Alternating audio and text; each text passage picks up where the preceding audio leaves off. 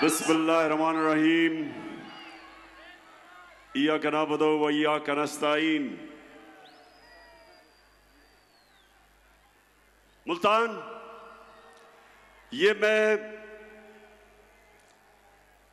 3 महीने में ये मेरा तीसरा मुल्तान में जलसा है और मुझे हैरत होती है कि जब भी मैं आता हूं मुल्तान में, माशाअल्लाह आपका जज्बा, आपका जुनून, आपका शऊर हर बारी मुझे जब मुल्तान की ये मैं बेदारी देखता हूं तो मैं आपके जज्बे को, जुनून को सलाम करता हूं।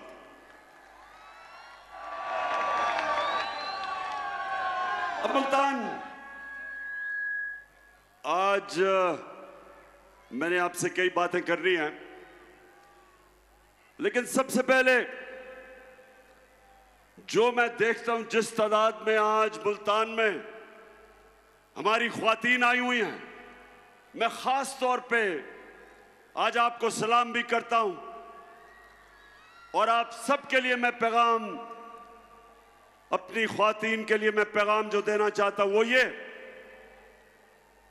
कि देखें, अपने बच्चों को आपने खास तौर पे एक चीज समझानी है। नौजवानों, ये आपके लिए भी है। हमने अपने बच्चों को समझाना है कि कोई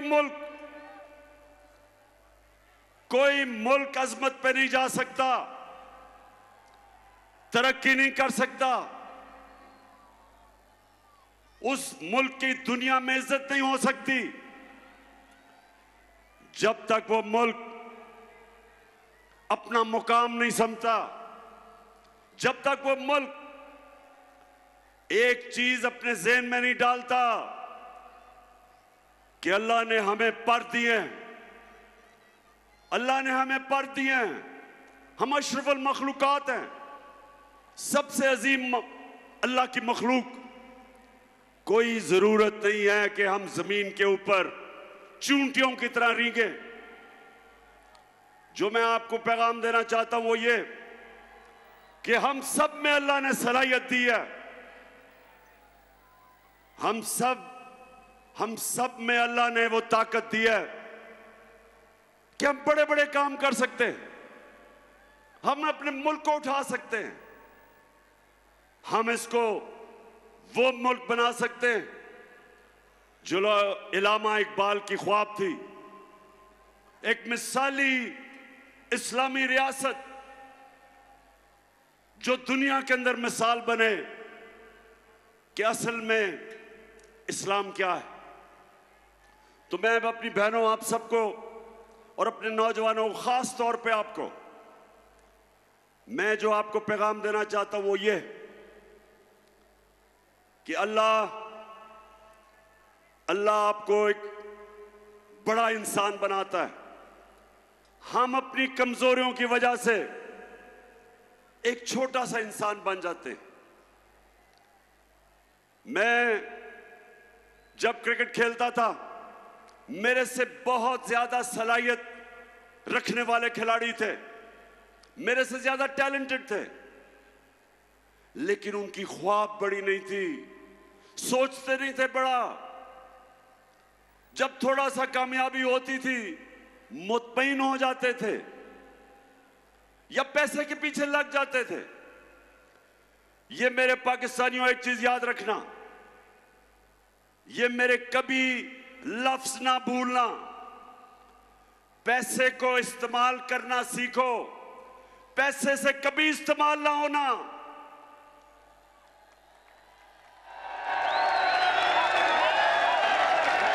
पैसे के बुत की कभी पूजा ना करना।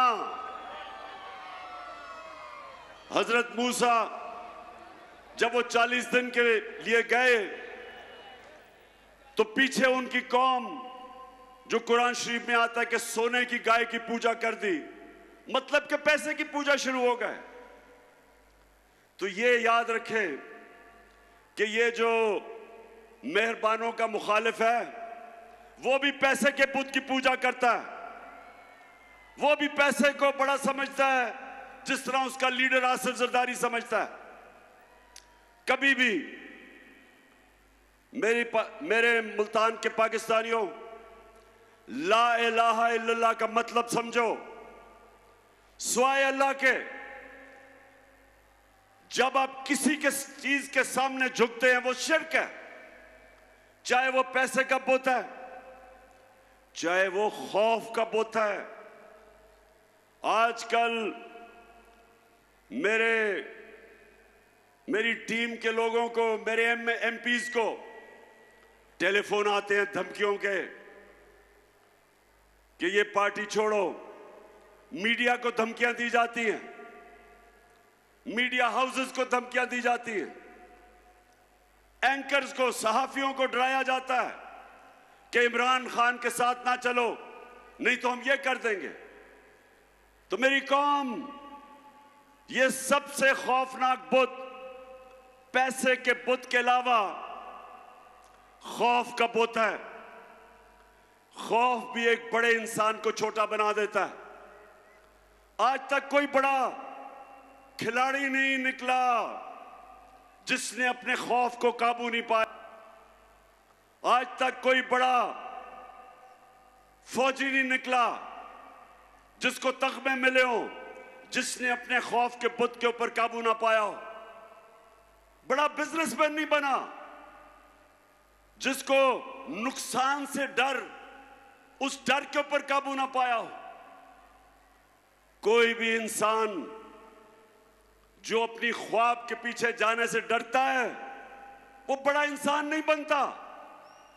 और इसलिए मैं जब प्राइम मिनिस्टर था, मैंने रहमतुल आलमीन अथॉरिटी बनाई।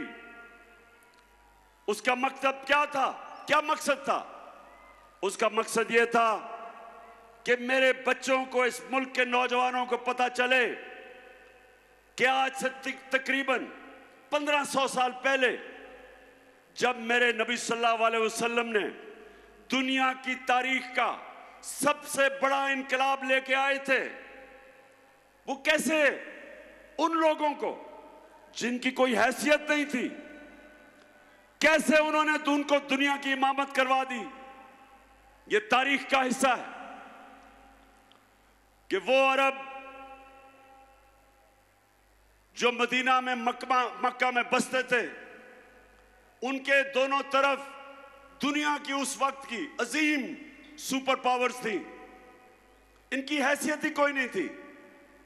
और मेरे नबी सल्लल्लाहु अलैहि वसल्लम ने मदीना की रियासत में उनको ऐसा तब्दील किया, उनको छोटे से लोगों को बड़े इंसान बना दिया, उनके खौफ खत्म कर दिए। जो अल्लाह के सिवा जिन बुतों की वो पूजा करते थे, बुत खत्म कर दिए। वो लोग परवाज करते करते कई 100 साल तक उन्होंने दुनिया की इमामत की, दुनिया के अजीम तरीन कौम बन गए।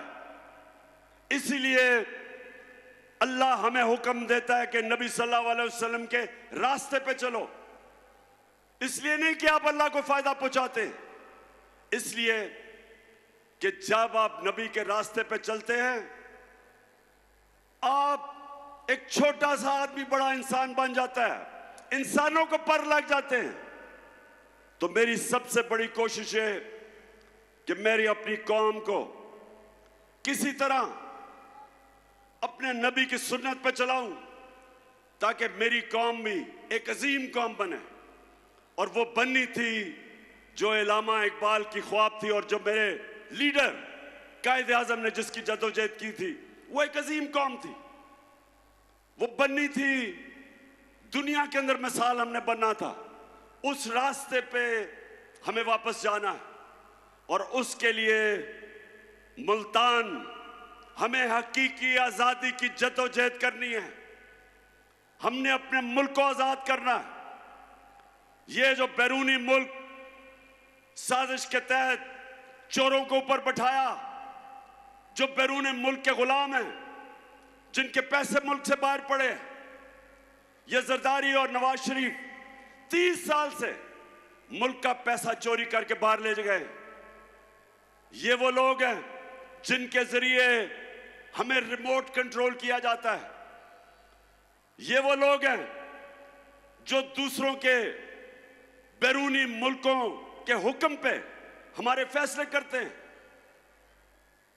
इनमें इतनी जुर्रत नहीं कि जब रूस हमें सस्ता तेल बेच रहा था, जब मैं रूस गया और उन्होंने हमें सस्ती गंदम भी देनी थी, सस्ता तेल भी देना था, इन्हों में जुर्रत नहीं थी कि इनका जो आका है, जिन्होंने इनको ऊपर बैठाया, जो अमेरिकी साजिश के तहत आए कि कहीं अमेरिका ना नाराज हो जाए, लिहाजा मेरे लोगों को महंगा तरीन तेल, डीजल, पेट्रोल और उसकी वजह से बिजली,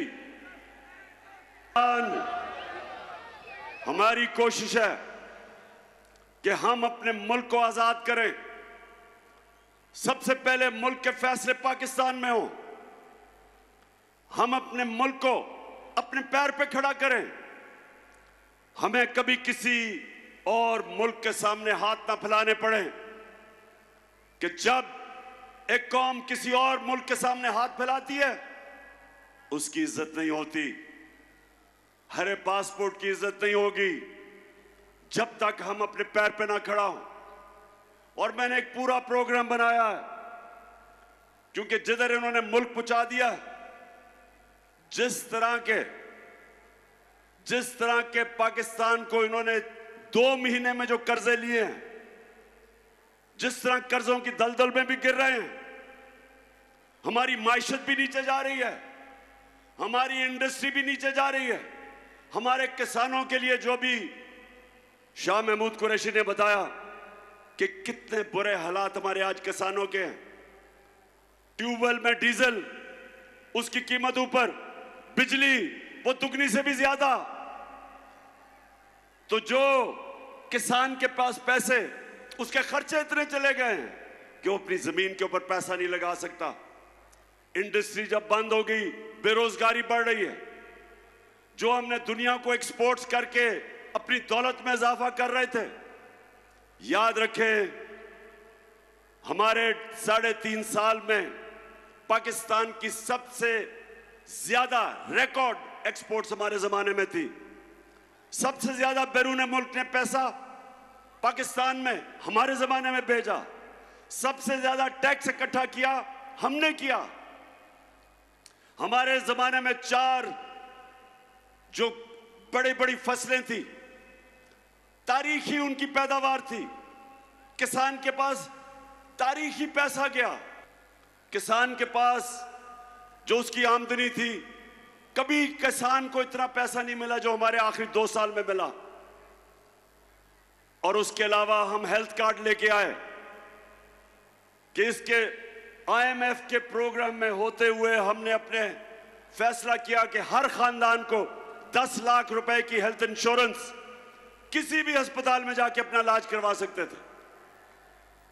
और ये एहसास प्रोग्राम, हेल्थ कार्ड, फिर कामयाब पाकिस्तान में सूद के बगैर कर्जे, निचले तबकों को हमने पूरा प्रोग्राम था कि घर बनाने के लिए सूद के बगैर कर्जे।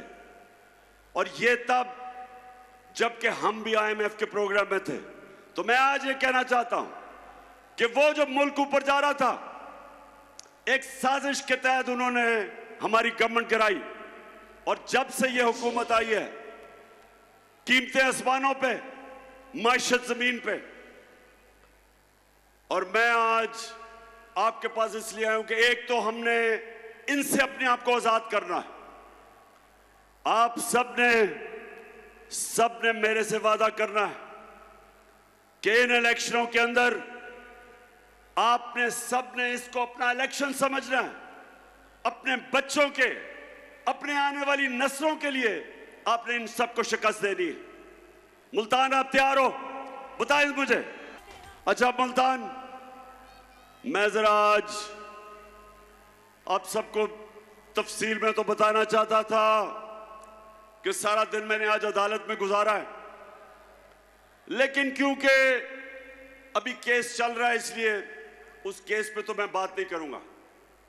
लेकिन मैं अपने सारे पाकिस्तानियों को आज बताना चाहता हूं कि ये मेरा नजरिया है,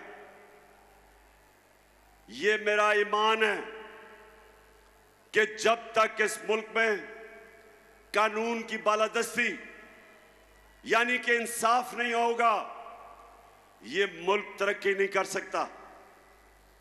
जब तक इस मुल्क में हमारी अदालतें आजाद और मजबूत नहीं होंगी, जब तक वो इंसाफ नहीं देंगी, पाकिस्तान छोड़े कोई मुल्क तरक्की नहीं कर सकता। सारी दुनिया में अपनी उम्र में फिरा हूं, सारी दुनिया तकरीबन देख ली मैंने। एक नतीजे पे मैं आया मुल्तान के खुशहाल मुल्क और उस मुल्क जिधर गुर्बत होती है, सिर्फ एक फर्क होता है,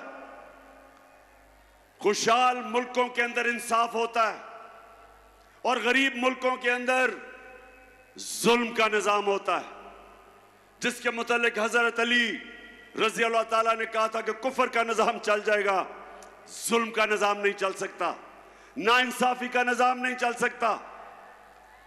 हमारा सबसे बड़ा मसला कि ताकतवर के लिए एक कानून, कमजोर के लिए दूसरा। मैंने 26 साल पहले से अपनी कौम को उनकी तरबियत करने की कोशिश की इंसाफ के अंदर, क्योंकि मैंने बरतानिया में जो निजाम देखा उसकी सबसे बड़ी कामयाबी की वजह यह कि वहां इंसाफ कोई कानून के ऊपर नहीं, ताकतवर के लिए भी वो कानून, कमजोर के लिए भी वो। हमारा मुल्क का अलमिया क्या है? मुझे अभी भी मशवरे दिए जाते हैं कि इमरान खान तुम ऑपोजिशन को साथ मिला के चलो। जब मैं हुकूमत में था, अब कहते हैं कि हुकूमत असेंबली में चले जाओ, इनके साथ इकट्ठे बैठ के मामले तय करो। पाकिस्तानियों मेरी एक बात सुन ले आप,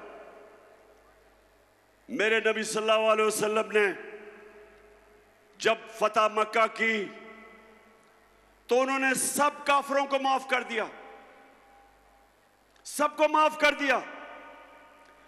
लेकिन जब उनके पास एक दरखास्त आई, उन्होंने कहा, उनके पास आई कि जी कुरैश की लड़की ने चोरी की है, कुरैश की लड़की है, उनको सिफारिश आई कि उसको माफ कर दो।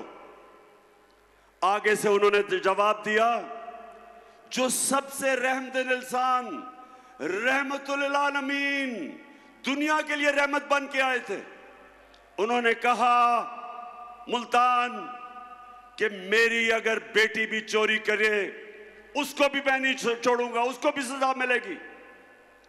यानी कानून के ऊपर कोई नहीं, मेरी बेटी भी नहीं है। तो यहां जब से मैं 26 साल में पॉलिटिक्स आया हूं, ये दो खानदान जो 30 साल से मुल्क को लूट रहे हैं, 30 साल से बारियां ले रहे हैं, हमेशा मुझे यह कहा जाता है कि इमरान खान आप ये क्या सियासत, क्या इनसे मुफाहमत करें, इनसे बैठ के बात करें। मैं आज अपनी कौम को कहता हूं, मैं हर किसी के साथ बात करने के लिए तैयार हूं, हर किसी के साथ। किसी का नजरिया फर्क है, कोई मेरे खिलाफ नजरियाती तौर पे, हर किसी से मैं बात करने के लिए तैयार हूं, लेकिन चोरों से कभी बात करने के लिए नहीं तैयार। जिस वक्त एक माशरा चोरी को बुरा नहीं समझता, वो कौम अपनी कब्र खोद देती है।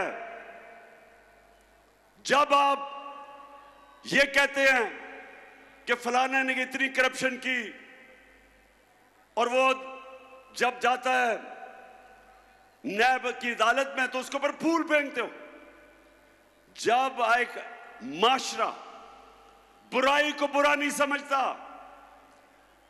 अपनी तबाही का दरवाजा खोल देता है। इसलिए अल्लाह ने कुरान में हुक्म दिया, अमर बिल मारूफ, अच्छाई के साथ खड़े हो, बुराई के खिलाफ खड़े हो। हुक्म दिया कौम को हुक्म दिया है कि अगर तुमने अपनी बेहतरी का सोचना है तो बुराई के खिलाफ जिहाद करो। कहीं कुरान में नहीं लिखा कि बदी के साथ मुफाहमत करो।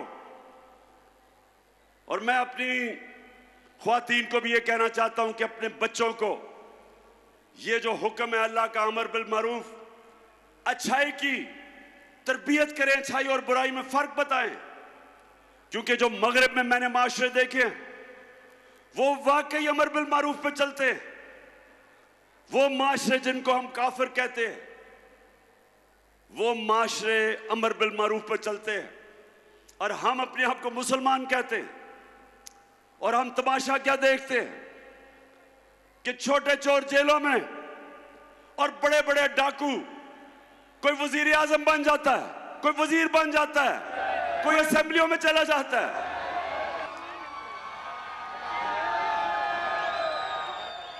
ये है हमारी दूसरी आजादी, हकीकी आजादी की जंग, कि हमने अपने आप को, वो लोग जो माशरे के अंदर फितना है, जो कब्जा ग्रुप है, हमने इनका मुकाबला करना है।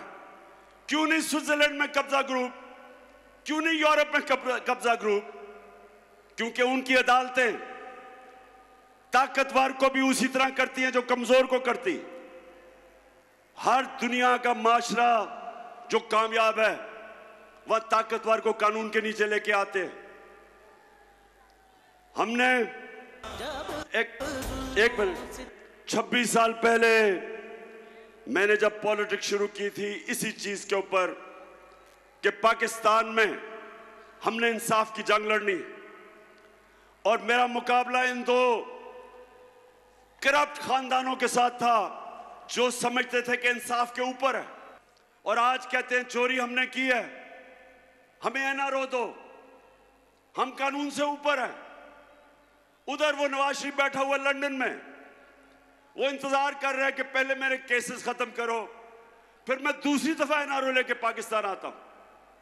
मुझे ये मुल्तान बताओ कि छोटा आदमी तो भैंस चोरी, गाड़ी चोरी, मोटरसाइकिल चोरी, वो तो जेल में। तो जो अरबों रुपए मुल्क के लूट के बाहर जाता है वो कहता है कि मैं कानून के ऊपर हूं। और ये है जंग, इंसाफ की जंग है पाकिस्तान में।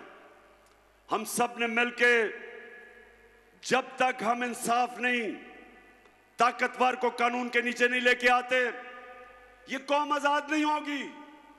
थानों में जुल्म होंगे, ताकतवर झूठे केस करवाएगा कमजोर पे, थानों में जुल्म, जमीनों पे कब्जे, हर जगह कमजोर आदमी पिसेगा। आज जो बैरून मुल्क पाकिस्तानी है, मुल्तान ये सुन लो, मेरे पाकिस्तानी भी सुन रहे होंगे, आज ये याद रखें कि जो दलदल में हमें इन्होंने फंसा दिया है 4 महीने में, इससे अब सिर्फ एक तरह हम निकलेंगे। बैरूनी मुल्क जिनसे हम इमदाद मांगते हैं वो अब नहीं देंगे। वो अगर देंगे भी तो वो हमारी आजादी छीनेंगे। इसलिए एक ही तरीका है, 1 करोड़ पाकिस्तानी बाहर बैठा है, ये हमारा सबसे बड़ा असासा है। और इसको जिस दिन इनमें से 1 करोड़ में से 5 लाख ने भी पाकिस्तान में सरमायाकारी कर दी, अरबों डॉलर मुल्क में आ जाएगा। ये हैं जो लोग हमें आजाद करेंगे बैरूनी मुल्क के कर्जों से।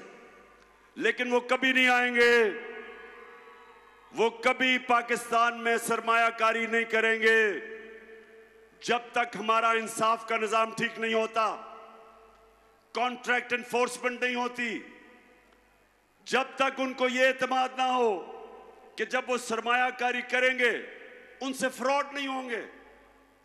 वो इसलिए दुबई चले जाते हैं, वो मलेशिया चले जाते हैं, लेकिन पाकिस्तान में सरमायाकारी नहीं करते। तो जो मेरा इंशाअल्लाह अल्लाह ने आगे बारी दी, तो मैं आज सबसे पहले अपने बैरून मुल्क पाकिस्तानियों के लिए आसानी पैदा करूंगा कि पाकिस्तान में सरमायाकारी करें, और उसके लिए अपना इंसाफ का निज़ाम इसको बेहतर करेंगे। और उसकी वजह से इंशाअल्लाह ये आप देखते रहेंगे कि बजाय किसी के सामने हाथ फैलाए हम पाकिस्तान को उठा देंगे, और इंशाअल्लाह वो मुल्क बनेगा जो इसको बनना चाहिए था 75 साल पहले। आखिर में मुल्तान, मुझे ये बताओ कि ये जो भाग गए हैं मैच खेलने से, ये जो भगौड़े हो गए हैं,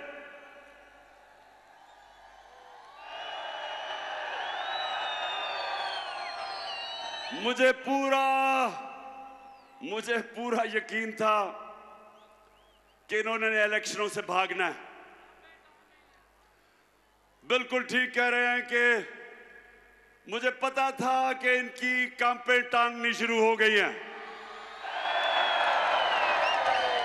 मुझे अंदाजा हो गया था कि ये जो जलसे देख रहे हैं, ये जो पब्लिक को देख रहे हैं, जिस तादाद में पब्लिक निकल रही है, गर्मी में, गर्मी हो बारिश हो, पब्लिक निकल रही है, इनको पता है कि कौम किस तरफ खड़ी हो गई है। जाके डर रहे हैं। जो 17 जुलाई को पंजाब के 20 बाई इलेक्शन हुए, पूरी धांधली के बावजूद, धांधली की, इतना इलेक्शन कमीशन कभी पाकिस्तान में मैंने ऐसा नहीं देखा जो मुकम्मल तौर पे इनके साथ मिलकर धांधली करता है। उसने भी धांधली की, इंतजामिया भी इनके साथ। सबके बावजूद इनका सफाया हो गया। 2 इलेक्शन धांधली करके इन्होंने जीते हैं, उसके बावजूद सफाया हो गया। तो आप डर रहे हैं, मुल्तान इनको खौफ आ गया है, डर रहे हैं।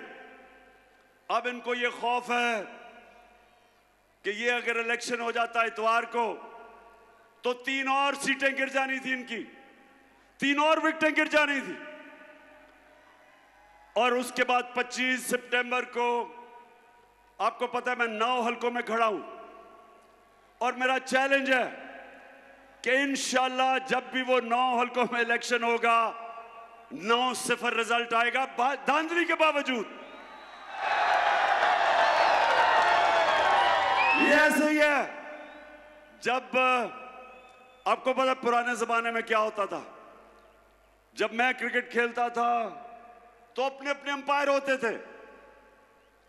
हम जब हिंदुस्तान मैच खेलने जाते थे, उनके अपने अंपायर होते थे। वो जब पाकिस्तान खेलने आते थे, हमारे अंपायर थे। वो पाकिस्तान में नहीं जीत सकते थे। जिधर हमारी टीम को मुश्किल पड़ती थी, अंपायर मदद करने के लिए आ जाते थे। उधर जब जाते थे तो उधर जब हम मैच जीतने लगते थे, उनके अंपायर मदद करने के लिए आ जाते थे। तो वाहिद कप्तान था, हिंदुस्तान गया, उनके अंपायर थे। उनके अंपायरों के बावजूद आपका कप्तान जीत के आया। और इस बारी मुल्तान, इस बारी पहले हमने 17 जुलाई को जो चीफ इलेक्शन कमिश्नर ने इनके साथ मिलकर बैटिंग की, उसको भी हराया, इनको भी हराया, इंतजामिया भी इनकी थी, उसको भी हराया। और इंशाअल्लाह अब भी जब भी इलेक्शन होंगे, मेरा सबको चैलेंज है कि तुम जो मर्जी कर लो, पाकिस्तानी कौम फैसला कर बैठी है। जो मर्जी करो। पूरी कोशिश है इनकी कि किसी तरह इमरान खान को मैच से निकाला जाए। ये हम जब छोटे होते थे ना मुल्तान, हम जब छोटे होते थे तो जब आपस में क्रिकेट मैच खेलते थे, तो जो टीम हार रही होती थी वो विकेटें उठा के भाग जाती थी। ये इन्होंने किया है। हार रहे थे, विकेट उठा के चले गए, मैच ही कैंसिल कर दिया इन्होंने। लेकिन मेहरबानों, मुझे तो बड़ी खुशी हुई कि जिस तादाद में हमारी ख्वातीन आई हैं, मेहरबानों ने सुना, बड़े जलसे किए और अपनी औरतों को। और ये याद रखें, जिस कौम की औरतें बेदार हो जाएं, शऊर आ जाए, वो कौम को कोई गुलाम नहीं बना सकता। आजकल हालात ऐसे हैं, मुल्तान आजकल हालात ऐसे हैं कि वालिद जनाब या पीपल्स पार्टी या नून लीग के लिए मेहनत कर रहा है, जब घर आता है तो पता चलता है कि बीवी बच्चे सारे तहरीक इंसाफ में आ गए।